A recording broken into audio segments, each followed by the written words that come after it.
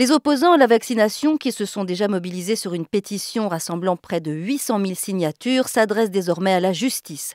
Plus de 2000 d'entre eux lancent une action de groupe pour interroger la ministre de la Santé et saisir le Conseil d'État. Leurs revendications reposent sur une idée force, se faire vacciner, d'accord, mais seulement contre les maladies obligatoires. Une position que défend leur chef de file, le cancérologue Henri Joyeux. Ce qui s'est passé, c'est que les laboratoires, qui sont des gros malins, ont arrêté la fabrication de ce vaccin obligatoire contre diphtérie, tétanos, polio, et ils ont ajouté 3 vaccins contre certaines méningites et l'hépatite B.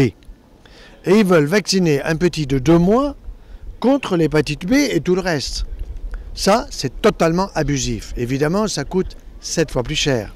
C'est-à-dire qu'on passe de 7 € à quasiment 49 €. C'est faux, répondent les labos. La raison n'est pas économique. Le chiffre d'affaires réalisé sur les vaccins ne représente que 2% de leur chiffre global.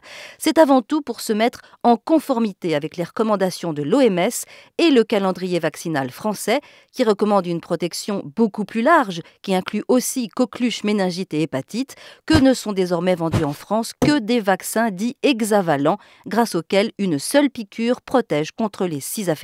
Aujourd'hui, il n'y a plus qu'une injection pour le nourrisson avec les rappels, alors que si on n'avait que des vaccins monovalents, il faudrait multiplier ces injections et les politiques de santé publique seraient difficilement applicables. La polémique est en fait nourrie par l'illisibilité de la réglementation. 6 vaccins recommandés par les autorités de santé, mais seulement 3 obligatoires. Le président du comité technique de la vaccination reconnaît lui-même que c'est incompréhensible. Je pense que l'obligation vaccinale telle qu'elle est n'est pas tenable. Les gens pensent que les vaccins non obligatoires sont moins importants que les vaccins obligatoires, ce qui, quand on regarde l'épidémiologie, n'est pas du tout vrai. Les gens n'y comprennent rien, c'est normal qu'ils ne peuvent pas comprendre. Confrontée à cette action en justice, la ministre de la Santé a d'ores et déjà promis un grand débat public sur la politique vaccinale en France.